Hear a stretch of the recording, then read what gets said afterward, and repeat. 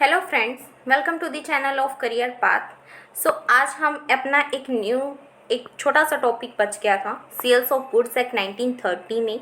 वो था हमारे पास, एक तो था हमारे पास अनपेड सेलर, ठीक है, और एक था हमारे पास कैवेट एम्पेटर, ठीक है। तो ये छोटे छोटे दो टॉपिक्स थे जो कि हमारे इसमें बच गए थे, अदरवाइज इसमें सारा का सारा हमने कवर कर लिया था, ठीक है। तो आज हम इनको देखेंगे दोनों को वन बाय वन, ओके। सबसे पहले हम बात करते हैं कैवेट एम्पेटर की। कैवेट एम्पेटर का अगर हम मीनिंग की बात करें तो इसका मतलब होता है लेट द बायर बीवेयर, ठीक है। इसका मतलब है कि यहाँ पे बायर की पूरी रिस्पॉन्सिबिलिटी होती है कि कैसा प्रोडक्ट उसे लेना है, क्योंकि यहाँ पे किसकी चॉइस होती है, बायर की चॉइस होती है। यहाँ पे बायर की चॉइस को ही ध्यान में रखा जाता है।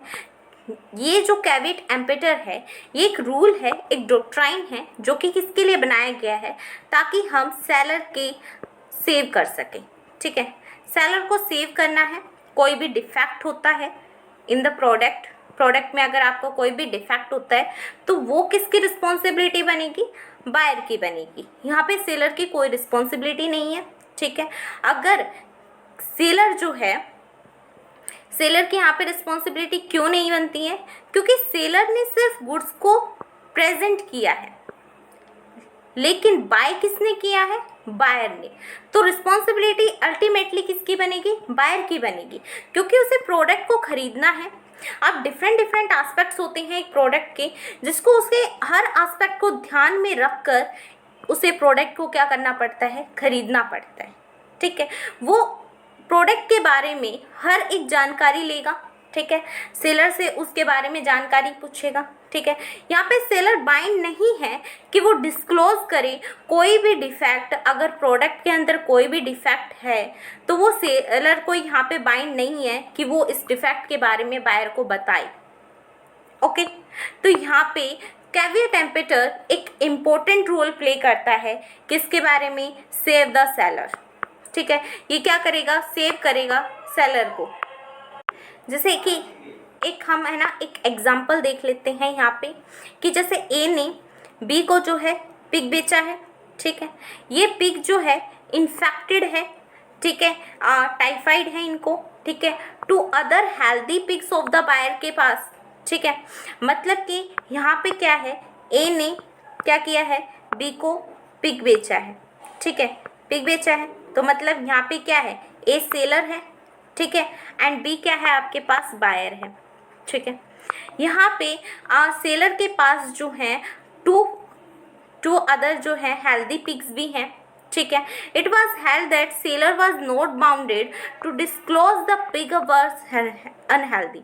मतलब यहाँ पे एक चीज़ बात की जाती है कि यहाँ पे ए जो कि बायर था एंड बी जो कि आपके पास ए जो कि आपके पास यहाँ पे सेलर था एंड बी यहाँ पे आपके पास बायर था। ए के पास जो है वो 3 पिग है, जिसमें से एक पिग जो है वो अनहेल्दी है। तो यहाँ पे सेलर जो है वो ये कभी नहीं बताएगा बायर को कि ये वाला जो पिग है वो अनहेल्दी, आप इसे मत खरीदो, ये तो नहीं बताएगा। अब उसके पास 3 पिग्स है, उसने तीनों को प्रेजेंट किया है बायर के सामने। अब वो 3 में से कोई भी पिग को खरीदेगा, इस किसकी चॉइस होगी, बायर की होगी। तो रिस्पॉन्सिबल भी कौन होगा, बायर ही होगा, ठीक है। अगर वो अनहेल्दी पिग्स को लेके चला जाता है, बाय कर लेता है अनहेल्दी पिग्स को, तो इसकी रिस्पॉन्सिबिलिटी कौन उठाएगा, बायर ही उठाएगा, सेलर तो नहीं उठाएगा। उसने तो तीनों पिग्स रखे हैं उसके सामने, जो कि 2 हेल्दी भी थे, लेकिन उसने हेल्दी वाले नहीं लिए, एक अनहेल्दी वाला ले लिया, ठीक है। उसके बाद में उसने देखा भाई ये तो अनहेल्दी है, ठीक है। तो इसमें किसकी रिस्पॉन्सिबिलिटी बनती है, आपके बायर की बनती है, सेलर की कोई रिस्पॉन्सिबिलिटी नहीं बनती है कि वो अपने ही प्रोडक्ट में डिफेक्ट को आगे बायर के सामने डिस्क्लोज करे, ओके। तो ये हमारा बताता है कैवेट एम्पेटर। आई होप आपको समझ में आया होगा। इसमें कुछ एक्सेप्शंस भी हैं, ठीक है। ये 7 एक्सेप्शंस हैं, ठीक है, जो कि कैवेट एम्पेटर के डॉक्ट्रिन में नहीं लागू होती है, ठीक है। जब एक बायर आपका उसका पर्पज ही है बाइंग करना गुड्स को सेलर पे, मतलब वो कैसा भी है, हेल्दी है, इनहेल्दी है, उसे बस खरीदना है, ठीक है। या फिर उसने बायर जो है वो गुड्स लेना चाहता है किसी ब्रांड से अट्रैक्ट होके या कोई पेटेंट से अट्रैक्ट होके वहाँ से लेना चाहता है, जैसे उसे वोल्टेज का एसी ही लेना है, ठीक है, उसे यही चाहिए, चाहे वो कैसा भी हो, ठीक है। या फिर गुड्स को उसने सोल्व किया गया है डिस्क्रिप्शंस के द्वारा, या फिर उसने गुड्स को सैंपल्स के द्वारा सोल्व किया है। गुड्स को उसने बाय किया है डिस्क्रिप्शन से, एक सेलर की जहाँ पे उसने डील हुई है कि वो सेम डिस्क्रिप्शन दूसरे भी गुड्स में होनी चाहिए, मतलब सेम ही डिस्क्रिप्शन हो, चाहे प्रोडक्ट सेम ना हो बट डिस्क्रिप्शन सेम होनी चाहिए, आपने उसी गुड्स को बाय कर लिया है, ठीक है। यहाँ पे सेलर जो है वो सेल करता है गुड्स को बाय मेकिंग कुछ सम मिस रिप्रेजेंटेशन दिखा देता है, कुछ फ्रॉड्स करके आपका जो है गुड्स बेच रहा है, ठीक है। इम्प्लाइड वारंटी या फिर कंडीशन ऑफ की फिटनेस की जहाँ पे बात आती है, ठीक है, जो कि सेलर्स के द्वारा एनेक्स नहीं किया जाता है, ठीक है, आपको नहीं बताया जाता है, तो यहाँ पे सेलर की गलती मानी जाएगी। ओके, सो ये आपके एक्सेप्शंस थे। एंड आगे अगर हम बात करें मीनिंग ऑफ अनपेड सेलर कि अनपेड सेलर कौन होता है, अगर हम एक कॉमन सी टर्म में अगर हम समझें, अनपेड सेलर जिसने कि मतलब पे नहीं किया है, ठीक है, मतलब जिसको अपने गुड्स की पूरी अमाउंट मतलब होली अमाउंट उसे रिसीव नहीं हुई है, या तो उसे पार्टली या फिर उसे 1/3, ठीक है, या फिर उसे 1/4 अमाउंट ही रिसीव हुई है, ठीक है, उसे पूरी अमाउंट रिसीव नहीं हुई है, उस सेलर को हम क्या कहेंगे, अनपेड सेलर कहेंगे, ठीक है। उसके हिसाब से वो इमिडिएटली एक्शंस ले सकता है, ठीक है। नेगोशिएबल इंस्ट्रूमेंट्स का यूज़ करके, जहाँ पे आपके नेगोशिएबल इंस्ट्रूमेंट्स होते हैं, आपके पास बिल ऑफ एक्सचेंज हो गया, ठीक है, आपके यहाँ पे चेक्स आते हैं, यहाँ पे आपके प्रोमिसरी नोट्स भी आते हैं, इनको नेगोशिएबल इंस्ट्रूमेंट में शामिल किया गया है, क्योंकि नेगोशिएबल इंस्ट्रूमेंट ऐसे इंस्ट्रूमेंट्स होते हैं जिनके खोने का डर रहता है, अगर ये खो जाएंगे तो इनका रिस्क बहुत ज़्यादा इंक्लूड हो जाएगा, ठीक है, इसमें रिस्क बहुत होता है खोने का, इसीलिए इन 3 बिल्स ऑफ एक्सचेंज, चेक और आपकी प्रोमिसरी नोट, इन 3 चीज़ों को आपके नेगोशिएबल इंस्ट्रूमेंट के अंदर रखा गया है, ठीक है। अगर हम इसके एग्जाम्पल की बात करें, सो अगर एक्स ने मतलब कि वाई को गुड सोल्व किया है 5000 का, ठीक है, लेकिन y ने सिर्फ 4000 ही पे किए हैं, मतलब 1000 अभी बाकी है, तो ये 1000 की वजह से x क्या बन जाता है, x अनपेड सेलर बन जाता है। ओके, नेक्स्ट बात करते हैं right of unpaid seller against the good, मतलब कि क्या राइट है अनपेड सेलर के गुड्स के अगेंस्ट, क्या राइट है, और बायर के अगेंस्ट क्या राइट है। तो अभी हम गुड्स के अगेंस्ट कुछ राइट्स पढ़ लेते हैं कि अनपेड सेलर के क्या राइट हैं against the good. Right of lien, right of lien का मतलब होता है, लीन का मतलब होता है जब्त कर लेना, ठीक है। अगर मतलब गुड्स जो हैं, अगर अभी भी इसमें कहता है कि right of lien of the goods for the price where goods have been sold without a stipulation of credit where the buyer become insolvent, मतलब ये कहता है, ये बात करता है, अगर आपके पास अगर अभी गुड्स हैं, आपने बायर को गुड नहीं दिया है, तो आप क्या कर सकते हो, अपना गुड्स जो है वो जब्त कर ले सकते हो कि जब तक बायर मुझे पूरी की पूरी पेमेंट नहीं करेगा तब तक मैं उसे गुड नहीं दूंगा, ठीक है।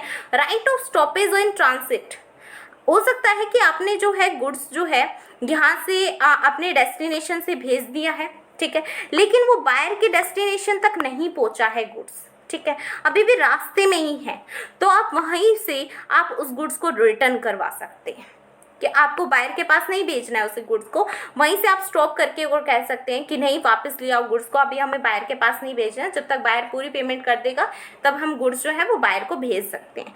तो राइट होता है आपको स्टॉपेज इन ट्रांजिट करने का, राइट होता है रीसेल करने का। आप ऐसा भी कर सकते हो कि जो आपका गुड्स है, ठीक है, जो कि आपने ऑलरेडी बायर को बेच रखा है, लेकिन अभी आपके पास ही अगर वो गुड्स है, ठीक है, अभी उसे फिजिकली आपकी डिलीवरी नहीं की गई है बायर को, अभी आपके पास गुड्स अभी है प्रेजेंट में, तो आप क्या कर सकते हो, नोटिस दोगे बायर को कि हमने बायर को जो है, सेलर जो है वो बायर को नोटिस देगा कि भाई अगर तुम मतलब कि पेमेंट नहीं कर रहे हो तो मैं ये गुड किसी तीसरे बंदे को बेच दूँगा, ठीक है, मतलब अगर तुम मेरे गुड्स की पेमेंट नहीं करोगे तो मैं किसी और बंदे को बेच दूंगा ये गुड्स, ठीक है। ज़रूरी थोड़ी ना कि मैं तुम्हें ही गुड्स बेचूं, तो वो उसी गुड्स को क्या कर सकता है, रीसेल भी कर सकता है। तो राइट ऑफ रीसेल का मतलब यही होता है कि जब आप क्या कर रहे हो, सेलर के पास ये राइट है कि वो सेलर जो है बायर को मतलब नोटिस भेजेगा कि वो गुड्स को क्या कर रहा है, उसका इंटेंशन है कि वो गुड्स को रीसेल करना चाहता है, क्योंकि गुड्स जो है वो पेरिशेबल नेचर के हैं, वो ख़राब होने वाले नेचर के भी हैं और वो एक ही बार यूज़ होने वाले नेचर के होते हैं, ठीक है। तो उन्हें ज़्यादा दिन वो रख नहीं सकता है, इसलिए वो बेचना चाहता है। तो अगर आपको नहीं खरीदना है तो आप ना खरीदे, वो बेच देगा किसी और पर्सन को। ओके, तो ये राइट होते हैं अगेंस्ट द गुड। अब हम पढ़ेंगे right of unpaid seller against the buyer. Buyer के अगेंस्ट क्या क्या राइट है? सूट फॉर प्राइस, आप सूट कर सकते हो प्राइसेस के लिए। अब बायर के पास तो गुड चला गया है, ठीक है, अब बायर के पास गुड चला गया है तो आप स्यू कर सकते हो कि भाई गुड्स की मुझे प्राइसेस चाहिए, ठीक है। आप उसको कोर्ट में लेके जाके सू कर सकते हो, ठीक है। Suit for damages for non acceptance. Non acceptance यहाँ पे क्या बातें की गई है, यहाँ बात की गई है यदि बायर रॉन्गफुली नेग्लेक्ट या फिर रिफ्यूज करे कि वो आपको जो है गुड्स की पेमेंट नहीं करेगा, तो सेलर जो है वो सू कर सकता है डैमेजेस के लिए। नॉन एक्सेप्टेंस, ठीक है, कि उसने एक्सेप्ट भी नहीं कर रहा है कि भाई वो मेरी मतलब पेमेंट आज नहीं कल दे देगा, वो तो सीधा सीधा कह रहा है कि मैं तेरी पेमेंट दूंगा ही नहीं, ठीक है। तो इसका मतलब क्या है कि आप क्या कर सकते हो, सेलर के पास राइट है, क्या है, सेलर के पास राइट, सेलर को पता है कि भाई मेरा लॉस तो होने वाला ही है, ठीक है। तो सेलर के पास राइट है कि वो सू कर सकता है डैमेजेस के लिए। ओके, नेक्स्ट आता है repudiation of a contract before due date, कि ड्यू डेट से पहले आप रेपुडिएट कर सकते हो कॉन्ट्रैक्ट को। इट मीन्स ये क्या कहता है, ये कहता है कि यदि एक बायर रेपुडिएट करता है, रेपुडिएट का मतलब होता है अस्वीकार करना, ठीक है। रेपुडिएट का क्या मतलब होता है, अस्वीकार करना होता है।